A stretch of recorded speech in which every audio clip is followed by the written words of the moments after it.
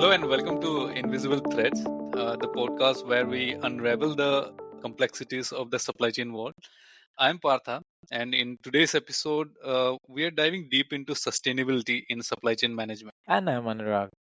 Today, we explore why sustainability isn't just a buzzword, but a crucial pivot for supply chains globally. As we step into 2024, it's clear that the threats of our supply chains must not be just strong, but green as well. Absolutely, the focus on sustainability has taken center stage, adapting rapidly to meet both environmental and societal demands. From embracing environmental, social, and governance criteria to integrating digital technologies for better transparency and efficiency, the supply chain landscape is evolving fast. That's right, Partha. And it's not just about compliance anymore. Consumers, employees, and investors alike demand more accountability and transparency in supply chain practices.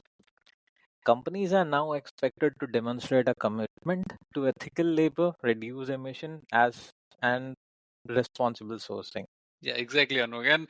And with over 90% of consumer goods companies' environmental impacts, they stem from the supply chain. The focus on green practices isn't just ethical; it's imperative as well. And the integration of AI and advanced technologies in supply chain is not just improving its efficiency, but also paving the way for a more sustainable future. And listeners, don't let's not forget the power of data analytics and Yeah. blockchain in ensuring product integrity and fostering trust. Real-time tracking and sustainability key performance indicators are reshaping how supply chain operates, spotlighting environmental impacts and pushing for significant enhancements. Yeah, that's right, Anurag. So, Anurag, before moving into the more detailed discussion Mhm. about certain topics which we want to cover today, I think it's very pertinent that we talk about this report which MIT publishes. So that's a Mhm. state of supply chain sustainability report. Apparently, they have been doing it since 2020, and then this is the fourth year that they have published this report.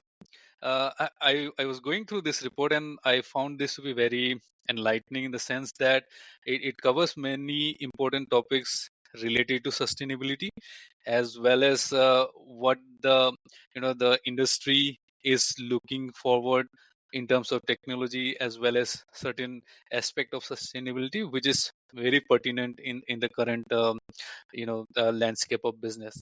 And then I think I would want to just highlight how they have defined supply chain sustainability here. So this is what I am reading it out from the report here.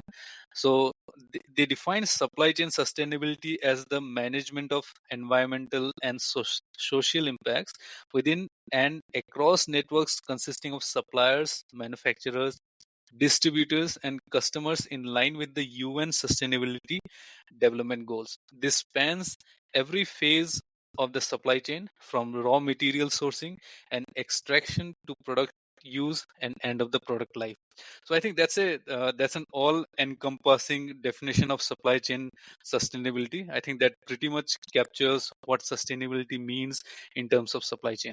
That's very well pointed out, Partha. And the same study also pointed us towards some statistics, which is like 63% of CEOs call out that the difficulty in measuring the ESG data across the supply chain network is the main barrier for achieving sustainability in their industry. Yeah. So let's see how we can mitigate those issues which the people are facing nowadays. Yeah, that's right. I think it's a very interesting read. And then, in my opinion, I believe every supply chain individual should go through this report. And then it's published from MIT, published once every year. And then this is the fourth year that they have been doing that. So we'll not go into the details. I think we'll just share this link for the report in Mhm. the podcast description, and then the listeners can go through that. So, all right. So, Anurag, so I just want to pivot into some other topic, Uh-huh. which is the digitalization and its impact on sustainability, right? So, what you might have been seeing, like everyone is aware of it, how we are moving to the digital world in terms of you talk about the digital twin as well as many other aspects of digitalization. So it is often overlooked aspect of our digital world, right? So it has a carbon footprint. The digital infrastructure essential in our daily lives, like data centers that support the cloud computing and data storage, is more energy hungry than we often realize. There was this study done by Yale Mhm. University where they revealed that the global increase in internet usage has a direct impact on electricity demand. So this surge translates into significant environmental costs, primarily due to the energy needed for data transmission and to power this vast digital infrastructures. However, it's not just a tale of environmental woe. The concept of digital sustainability holds promise. It focuses on harnessing the power of digital transformation to reduce carbon emission. For instance, by optimizing processes across various industries, digitalization can contribute significantly to a greener planet. That's a compelling perspective, Pratham. And let's add one more number from the same study that 8 out of 10 CSCO realize that the digitization of their supply chain is essential. Now, if I put that number along with what you have just mentioned, it highlights the critical balance we need to strike between digitization and realizing its sustainability impact. The green and digital transitions must go hand in hand. Yeah, The European Commission's report underscores this balance by illustrating how digital innovations, while beneficial, also consume sustainable resources and energy. yeah. Technologies like blockchain, beneficial for material tracing and circular economy, also contribute to energy consumption. The challenge lies in managing these resources wisely. It's not just important about the big tech companies making changes, individual choices play a crucial role too. Small actions like lowering streaming quality can have a substantial collective impact. Not necessarily we are saying to our listeners that to reduce the streaming quality, Yeah, but that's how it is.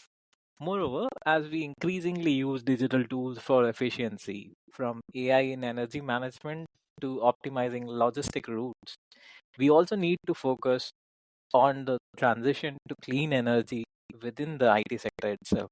yeah, that's right. And then, I see that you mentioned AI. So I think one thing which strikes me Mhm. is that the uses of generative AI right now, right? So you have this Chat GPT, which has grown exponentially in terms of its adoption by common users as well. So what has happened is that you need a lot of resources to train these models, right? So these are very energy hungry models, and then it might also not be an exaggeration to say that okay, training a large language model is not everyone's forte. And then there are these companies like OpenAI and Google. They are training them, and then it comes at a very huge cost, and the cost is in terms of the compute power. So when you talk about the compute power, you have this machines running and then getting trained on where electricity is being used 24/7. So then there is this growing concern about how sustainable these activities are. So the sheer compute power which is required for training these models is humongous, and the electricity bill consumptions for training these models by the company, they ran into millions of dollars, if not less. And so looking forward, so it's clear that our digital habits have a real world consequence, right? You talk about using a chat gpt or any other digitalization of your reality. They have their consequences. So as the digital realm expands, so does its environmental footprint, right? So we must be conscious of this impact in our daily digital interactions. And the path to digital sustainability involves both acknowledging these challenges and actively seeking solutions. So this means considering the energy sources powering our digital world and advocating for cleaner renewable options. So it also means being mindful of how our digital consumption from streaming devices to cloud storage contributes to overall energy use. The key lies in being informed and making choices that align with a sustainable future. Yeah. Yeah, Bata, right? I mean, so everyone I think might have heard about these stories, right? The Bitcoin mining Yeah, has that's been right. moving towards Norway. One of the key factor why it has been happening because Norway had this stranded hydropower there. So that's Yeah, how that's right. the Bitcoin miners have used that natural resource of energy, not with the traditional usage of coal-based energy production, in order to reduce their footprint, carbon footprint.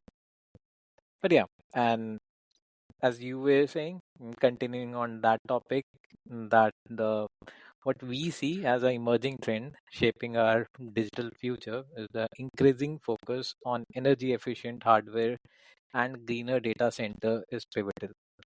These innovations are really crucial in reducing the digital world's carbon footprint. The role of digital technology in sustainability isn't just limited to reducing emissions, it, it's about transforming how we interact with technology, making it as a tool for positive environmental change. This transformation requires collaboration across sectors from policymakers to tech companies as well as consumers. Together, we can steer our digital evolution towards a more sustainable path.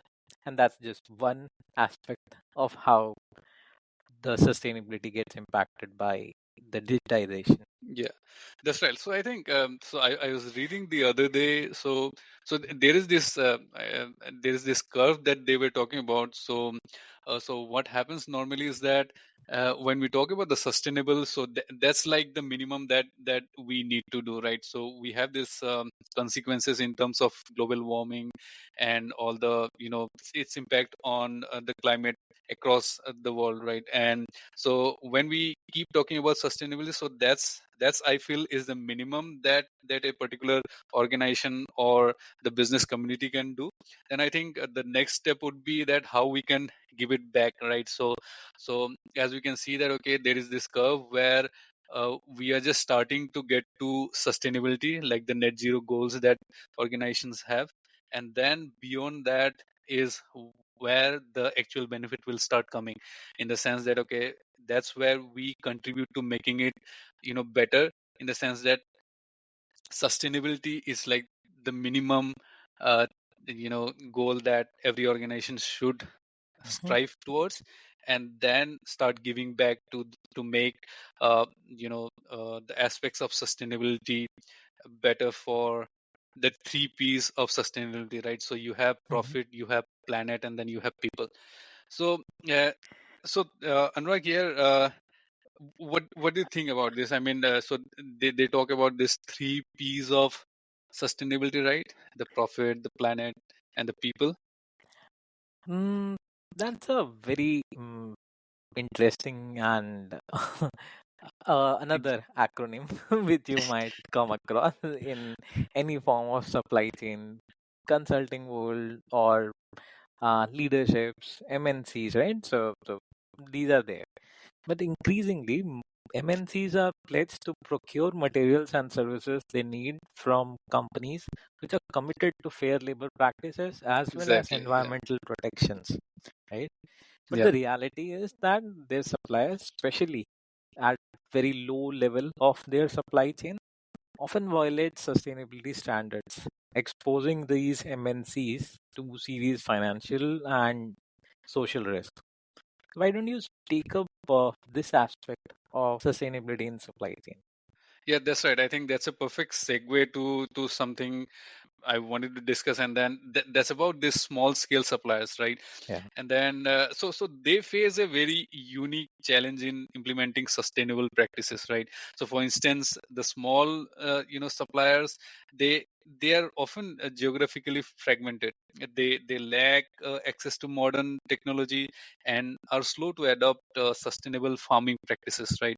So there are also they are also usually not a primary focus for large companies who tend to concentrate on first year suppliers. So as Mhm. you were saying that a large MNC with its a huge supplier base, so every time they tend to focus on the tier one suppliers, because it's a, fair assumption that okay, they might be at the same digital maturity level as the MNC, and then so it becomes easier for them to have some projects related to sustainability be done at a far faster pace, and then there is lesser learning curve in terms of their own activities that the first year suppliers do. So I remember in my previous organization, so we were doing this digitalization of invoice project.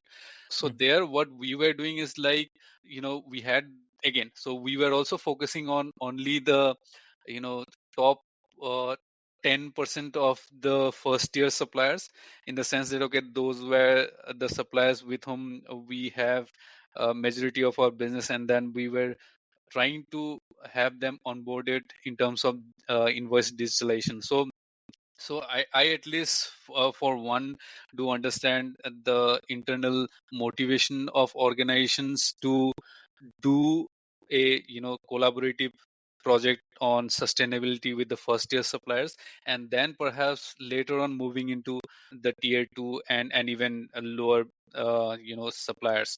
Then that's an important point. But one of the significant challenges for these small suppliers is the cost and complexity of sustainable supply chain. Yeah. Larger companies have more resources and can more easily adopt environmentally friendlier practices in technology. In contrast, the SMEs, small and medium enterprises, often struggle with limited capital and high cost associated with eco-friendly certifications as well as digital technology usage. What do you think? Yeah. So I think so. Let's consider some success stories, right? So Okay. so Prove me Vietnam. wrong, Partha. Yeah, so Vietnam is in fact the world's largest producer of giant tiger prawns. Mhm. So they account to almost a third of the global production. So that's huge, right? So Vietnam is a small country. So they are also a top exporter of shrimp and prawns to US. So they claim, I think, 8% the share. So that's like the 2022 report. Why this is important is that so they have over a million of small scale producers, which account to more than 80% of the country's shrimp production. So they face challenges like fragmentation and compliance with sustainability standards. But what they did is, with support and targeted intervention, they have started to overcome these barriers, and then they so that's one of the success stories that I remember, in terms of how small scale suppliers can also contribute to this, and then not just limited to first year suppliers for a particular organization. Indeed. And this is where the larger companies can play a transformative role by Yeah. actively engaging with small suppliers and understanding their specific needs and challenges. Larger companies can foster more sustainable practices. This support can range from providing access to technology, sharing best practices, to helping them navigate through complex regulations and standards. Yeah, absolutely. I mean, it's not just about compliance, but building a more resilient and sustainable supply chain that benefits everyone involved, right? So, as we look to 2024 Mhm. and beyond, the focus is increasingly on collaborative efforts, transparency, and leveraging technology to achieve sustainability goals. Nice. Good to hear. That's second aspect which we discussed, right? Yeah, What are some other ways, right? I mean, what I was thinking is one other uh, buzzword you can say, or thing which is upcoming, is 3D printing. yeah, So that's let's right. explore how 3D printing is revolutionizing supply chain sustainability. This technology generally is like there's another name for this, which is additive manufacturing.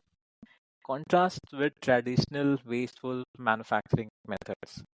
Instead of starting with a large block and removing materials, 3D print adds material layer by layer, using only what's necessary.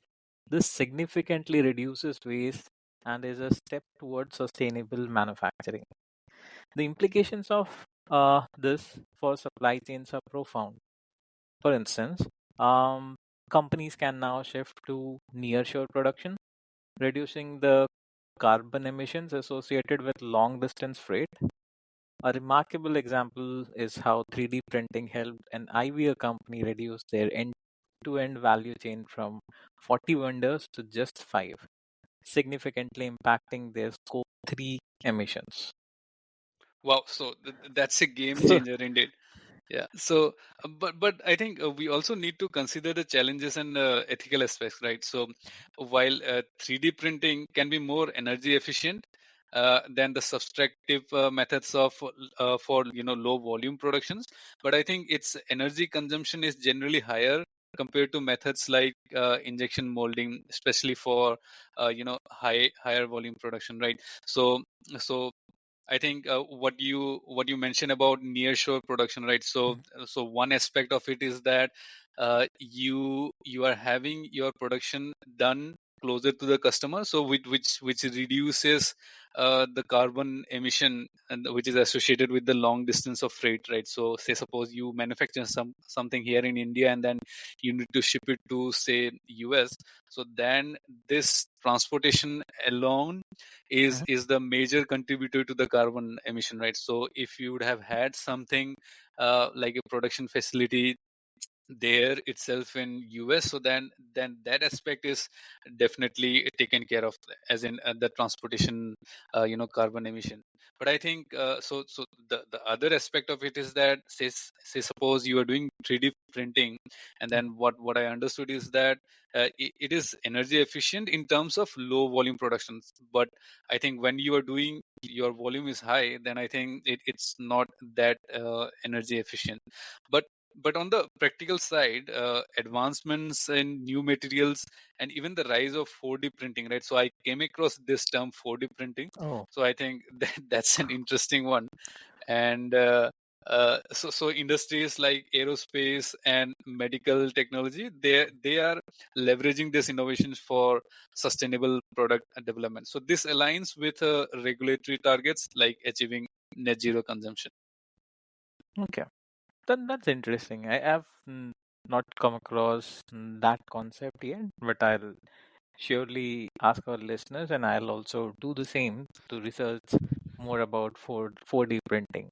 Yeah. But S- taking you a little back, yeah. you wanted to add something. Yeah, so this 4D printing, Mhm. what it does is that so product or you can say that particular item that gets created using 3D printing only, but then it has this special ability of changing its form when it comes into contact with external say system, in the sense that okay, you have a say product which is square shaped like in when it contact with say air, and then Mhm. it changes its shape to some other say shape when it's put inside say water. So what it essentially does is that based on the environment that that particular product is, it can change its physical attributes. Oh. And then so that's the reason I think it has find some uses in the medical technology as well, right? So the other day I was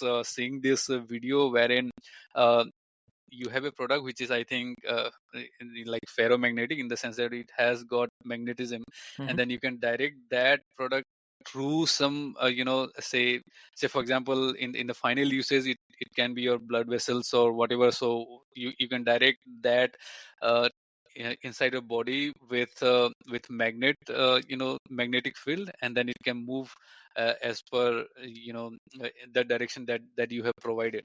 So I think again, so this is a very crude explanation, and I'm sure that okay, there are better explanation of how this technology is helping.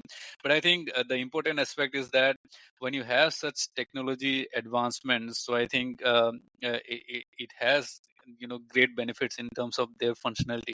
But I think while developing those, we should also look at the sustainability aspect of it, and not just get lost in the benefits that they are providing in terms of their functionality.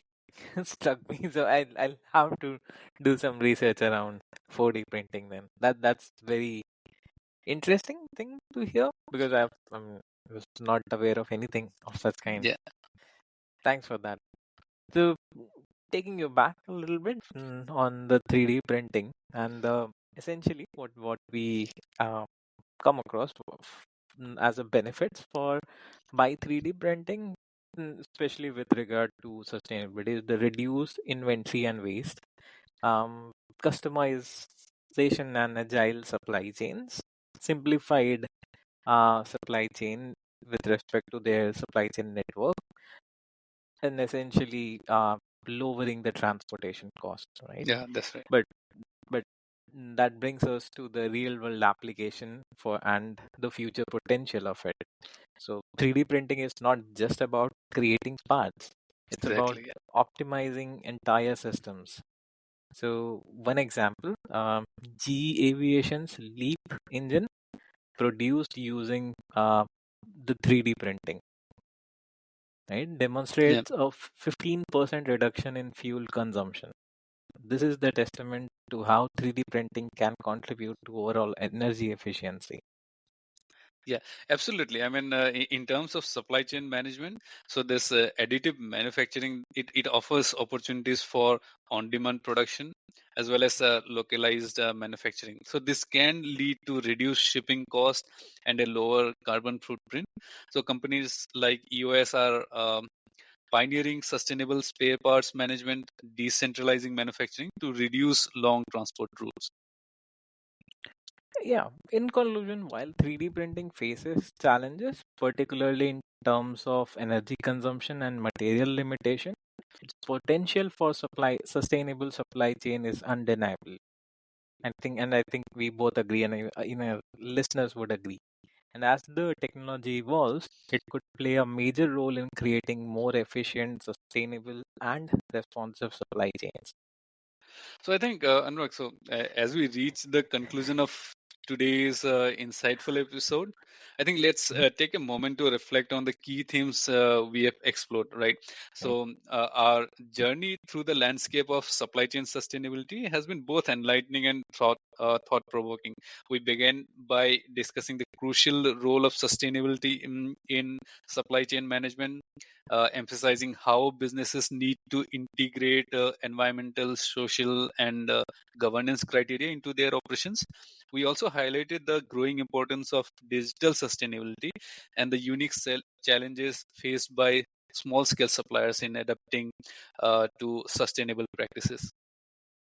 And then we delved into the revolutionary impact of 3D printing and 4D printing on supply chain sustainability. For reducing waste and emissions to the ethical and practical challenges this technology faces, we have seen how 3D printing is reshaping manufacturing and supply chain dynamics.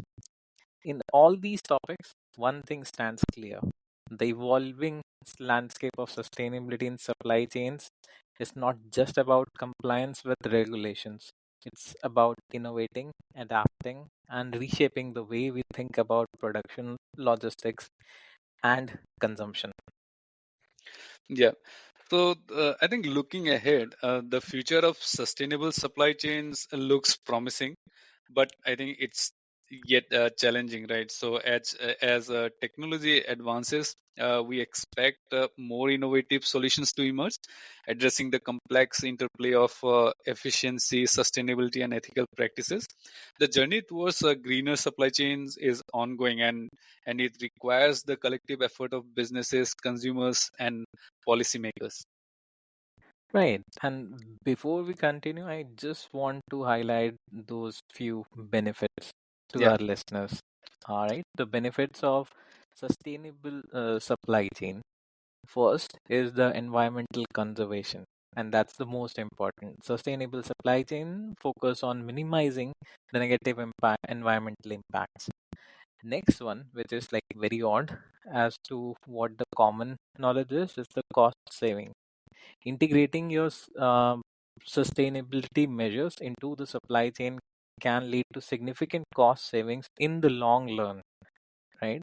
For yeah. instance, adopting energy efficient technology, optimizing transportation routes, and reducing waste materials can lower operational expenses and enhance resource utilization.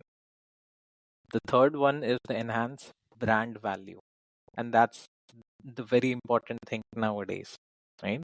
Yeah. And the last but not least is the stakeholder engagement.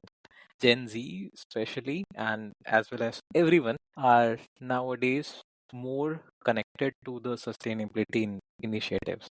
And if you have your supply chain sustainable, you will have the engagement from them.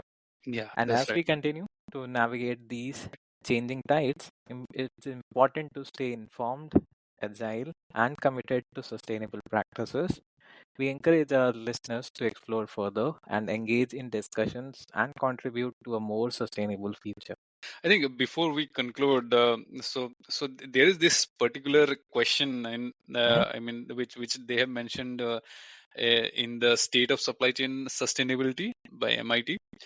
So they ask this very important question, right? So why do firms engage in supply chain sustainability in the first place, right? So so what I understood is that, okay, so there has been pressure from across the realm of stakeholders, right? So you have your government regulations, you have your investors, and then what you also mentioned is the customers as well, right? So we are trying to put our money in terms of buying stuff from organizations who are making or manufacturing their product in a more sustainable way, right? So it's not just the governments who are pushing for it. Even there is this specific direction from the customers in terms of their purchasing decisions. So they look for sustainable products which are manufactured. And then you go to Instagram, you go to any places, I think it's flooded with ads, or even TikTok, wherein you would be seeing that, okay, the aspect of or rather the USP of certain products that they are promoting there are mostly sustainable manufacturing, right? And how they are bringing sustainability into their business operations. So I think so what I want to just conclude it with is Mhm. that sustainability is important, and then it's not just the government regulators and the investors who are concerned about it. It's the customers as well. So it's an imperative decision for organizations to maximize their effort in terms of making their supply chain more sustainable, right? Yep. So I think this is where we conclude, right, Anurag? We thank our listeners for joining us on Invisible Threads. We hope this episode has provided valuable insights and sparked your curiosity about the future of sustainability in supply chains, right? So as we mentioned previously, that we'll share uh, the links of the resources which we have used and which we personally found very informative in terms of understanding the current state of sustainability in supply chain. Stay tuned for our next episode where we explore another fascinating aspect of supply chain management.